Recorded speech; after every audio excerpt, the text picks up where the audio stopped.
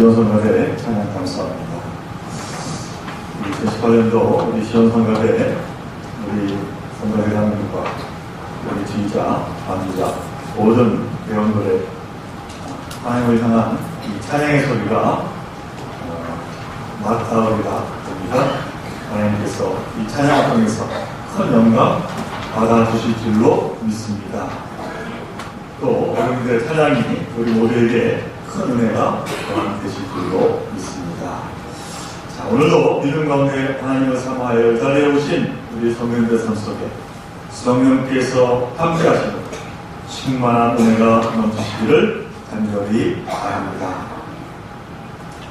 우리 주기교회 신앙 공동체 안에는 빛도 없이 이름도 없이 교회를 세우고 섬기는 자들이 존재했습니다.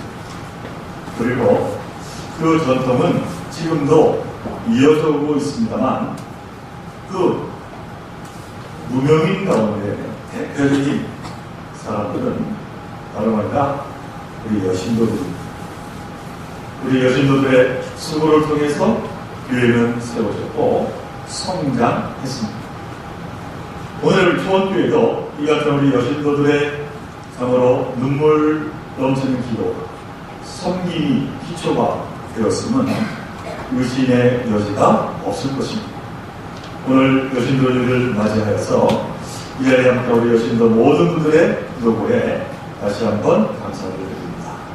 하나님께서 그 섬김을 기억하시고 날마다 하늘의 은총을 넘치게 부어주실 줄로 믿습니다. 자, 저는 오늘 에베소서 4장의 말씀을 본문으로 듣게보았습니다. 이 본문에서 사도 바울, 예수 공동체는 어떠해야 하는가 하는 일을 말씀하고 있습니다. 이 말씀이 오늘 우리 조원교회의 새로운 믿음의 비전을 제시하는 참으로 귀한 말씀이 되었으면 합니다. 평생 신문에 사람의 얼굴 특징을 잡아서 그림을 그렸던 프랑스의 한 시사 만화가가 있었다고 합니다. 그런데 한 번은 그 집에 도둑이 들었습니다. 82살 된 이 분인데 도둑이 마당에 있던 값비싼 물건을 가져가는 것을 보았습니다. 바로 신고를 해서 경찰이 왔는데 이상 자기를 설명해 달라고 하니까 입으로 설명하지 않고 그 자리에서 즉석으로 얼굴을 종이 위에 그려 주었습니다. 몇 초 만에 그린 이 그림을 가지고 주변을 한번 수사를 했습니다. 그리고 1시간 만에 근처 가게에서 이 범인을 잡게 됐습니다.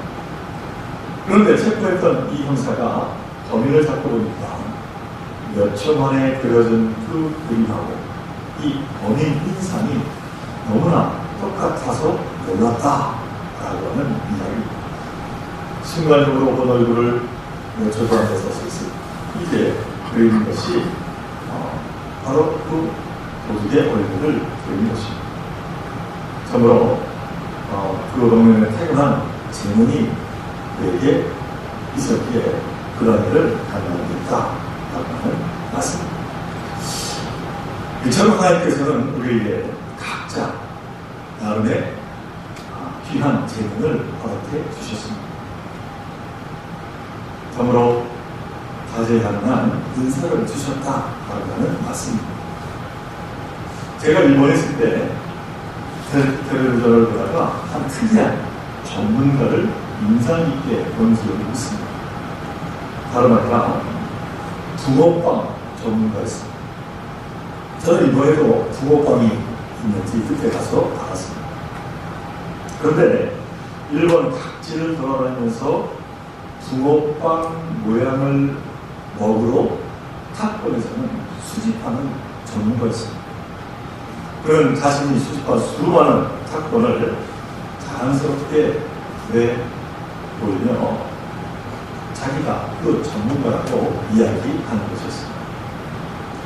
참으로 재밌었습니다만 그 밖에도 어항에 키우는 군부거 전문가, 또 라면, 전화비스트, 장난감 전문가, 만화 전문가, 참으로 별 희한한 전문가가 있구나 하는 것을 제가 그때 보았습니다만은, 바로 이들에게 이 세상을 살면서 정말로 인생 성공의 비결이 무엇입니까? 라고 묻는다면 아마 그들은 이렇게 대답했을 것 같습니다.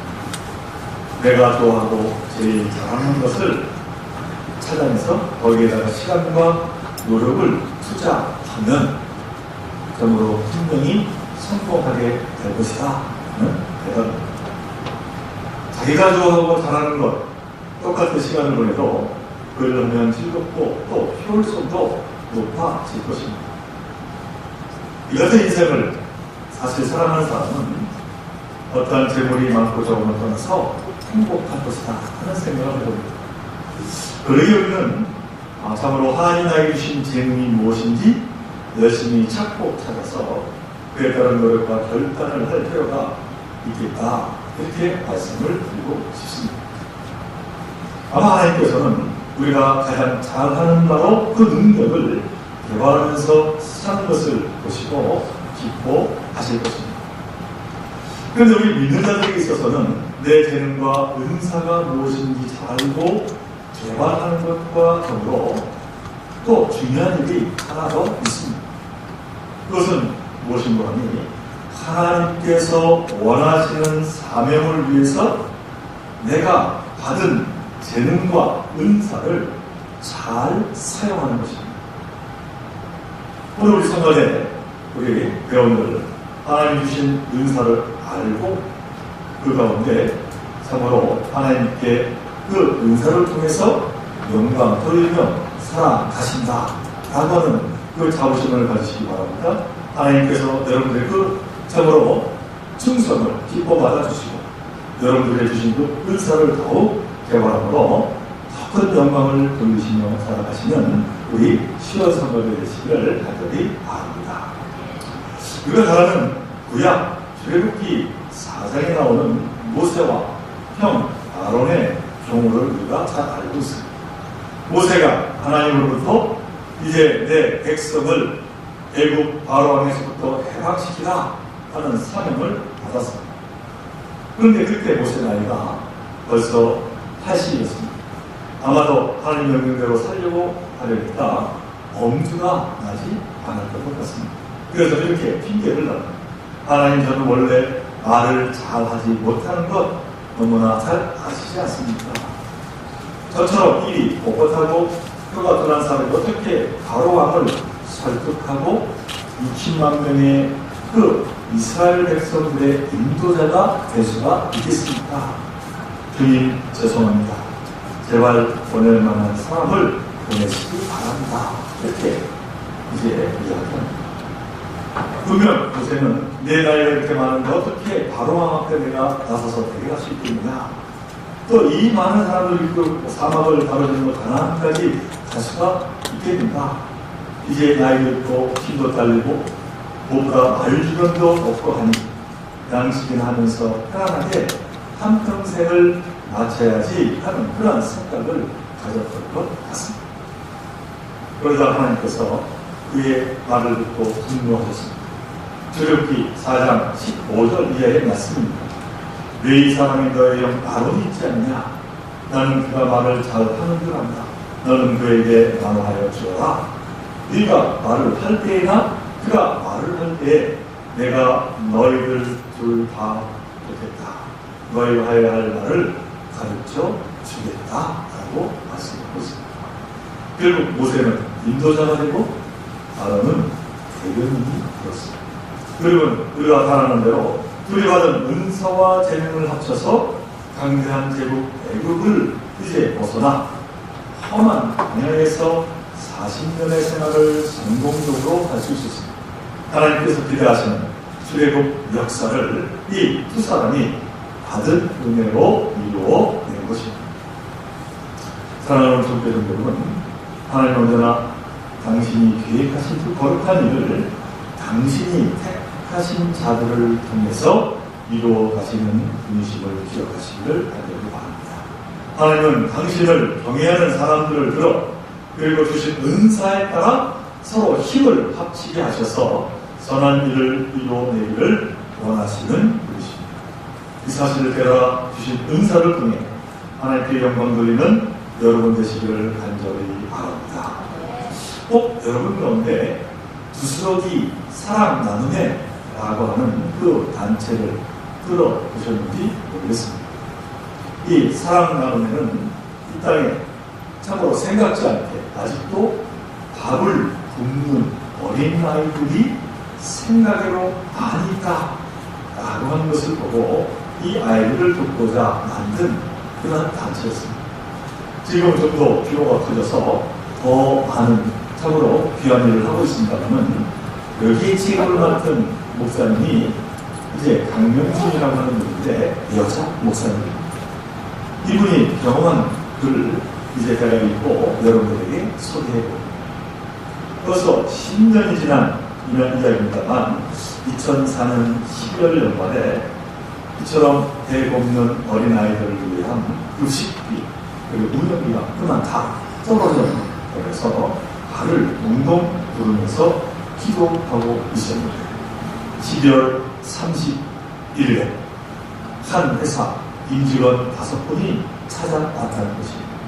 그러면서 회사를 설립하면서 그해 이금의 10분의 1을 이 세상 어려운 사람들을 위해서 사용하기로 그렇게 하였는데 이제 드디어 이금이 남아서 그것을 가져왔으니 어려운 아이들을 위해서 사용해달라 이렇게 말하는 것이었습니다. 너무 감사해서 대체 어떤 회사인가 했더니 2001년에 만들어진 나인 프루츠 미디어라고 하는 회사였습니다.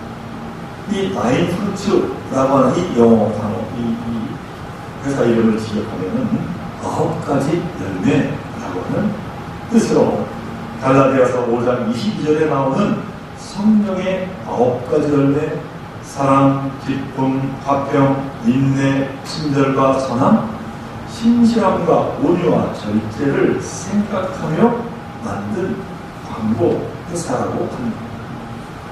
그런데 참으로 놀라운 사실은 그 회사가 이제 일본의 한 회사와 가진 투자 협정의 내용이었습니다. 열심히 그들이 일하며 나름의 이제 기술력을 확보하게 되자 한 일본 회사로부터 이 회사의 전망을 보고는 투자하겠다 하는 연락을 받게 되었습니다. 그래서 협의하게 되었는데 이 나인 프루츠는 투자를 받는 조건으로 마지막 조항에 매우 이례적인 내용을 하나 넣었다고 합니다. 그것은 수익의 10분의 1을 무조건 사회 어려운 곳에 기부해야 한다 하는 조항이었습니다. 일본 회사에서는 당연히 반대를 했습니다. 그래서 결국 4개월 이내로 서로 계약을 할 수 없었다고 합니다. 하는 수 없이 이 나인 프루츠는 마지막으로 자신들의 입장을 이렇게 밝혔다고 합니다. 우리가 주장하는 10분의 1 기부하는 것을 받아들일 수 없다면 우리 회사가 존립하는 목적이 없습니다. 이 협약은 없던 것으로 하겠습니다. 하는 그런 내용이었습니다. 참으로 좋은 기회를 포기하는 참으로 눈물 나는 그런 순간이었습니다. 그랬더니 공적하지 않던 그 일본 회사에서 이러한 회신을 보냈다는 것입니다. 유사의 그 뜻을 존중해 함께 하기로 우리도 결정을 했습니다. 하나의 회사를 세우고 운영하는 사람들이 무엇보다 관심하는 것은 열심히 일해서 돈 버는 일입니다. 그게 사업하는 사람들의 목적이요 은사입니다.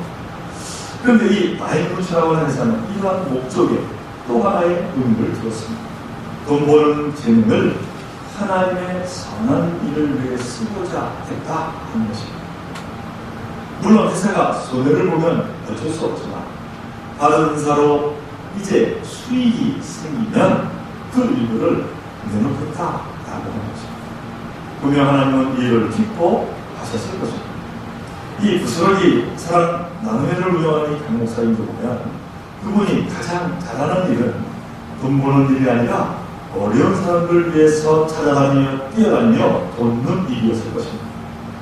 만일 스스로 이 강 목사님이 이제 필요한 돈을 벌면서 일을 했다고 하면 그는 그 일을 성공적으로 이끌 수는 없었을 것입니다. 이 강 목사님과 마인후르트는 서로 다른 은사를 살려가면서 서로 힘을 모아 그러므로 하나님의 놀라운 선한 일을 잘 감당하게 되었다라고 하는 이야기입니다. 이처럼 합하여 선을 이루는 일은 지금 우리에게 너무나도 필요한 정말 믿음의 자세가 아닐 수가 없습니다. 하나님 우리에게 내려주신 재능과 은사를 나와 내 가족 그리고 더 나아가서 하나님을 위해서 선하게 쓰고자 노력할 때 하나님은 그 수고의 열매를 풍성하게 허락하시며 기뻐 받아주신다라고 하는 사실입니다.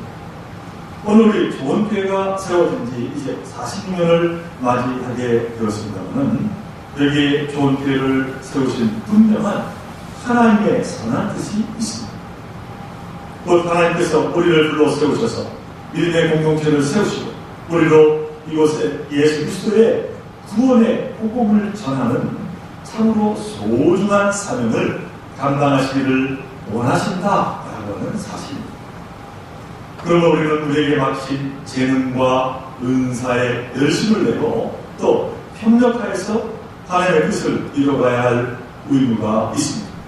이러한 자세가 우리 믿는 자들의 온전한 자세요 또한 우리 좋은 교회의 존재 이유가 된다라고 하는 말씀입니다. 오늘 보면 에베소서를 보면 사도 바울은 바로 이전에 대해서 강조하며 설명하고 있습니다. 특별히 에베소서 4장 11절의 말씀입니다. 그분이 어떠한 사람은 사도로 어떤 사람은 예언자로 어떤 사람은 복음 전도자로 또 어떤 사람은 목사와 교사로 삼으셨습니다. 이 말씀은 무슨 말씀입니까? 야구팀을 만들었다면 시합에 나가기 위해서 공을 던지는 투수가 필요하고 공을 받는 포수도 필요하며 여러 이제 포지션 선수가 필요합니다. 그리고 이들을 지도하는 코치가 필요하고 감독이 필요합니다. 이렇게 여러 역할이 필요하듯이 교회가 사명을 감당하기 위해서 하나님은 여러 위치에 여러 사람들을 세우셨다라고 하는 것입니다. 그런데 이처럼 각자 주어진 은사대로 감당해야 할 일이란 구체적으로 무엇인지 또한 사도 바울은 12절에서 이렇게 말씀하고 있습니다. 그것은 성도들을 준비시켜서 봉사 일을 하게 하고 그리스도의 몸을 세우게 하려는 것입니다. 그러니까 저와 여러분들을 택하시고 은사를 허락하시며 이것 좋은 교회로 불러 모으신 것은 다름 아니라 이 세상에 하나님의 뜻이 이루어지도록 봉사하며 교회를 세우기 위함이시라고 하는 것입니다. 저는 오늘 말씀의 제목을 디아코노스를 아십니까? 이렇게 정했습니다만은 디아코노스라고 하는 이 헬라어는 봉사라고 하는 말입니다. 그런데 봉사라고 하는 이 디아코노스라고 하는 단어의 뜻은 단지 수고하는 흔한 봉사라고 하는 말이 아니라 자신의 것을 희생하고 헌신하면서까지 다른 사람을 돕는 섬긴다라고 하는 깊은 뜻을 가지고 있습니다.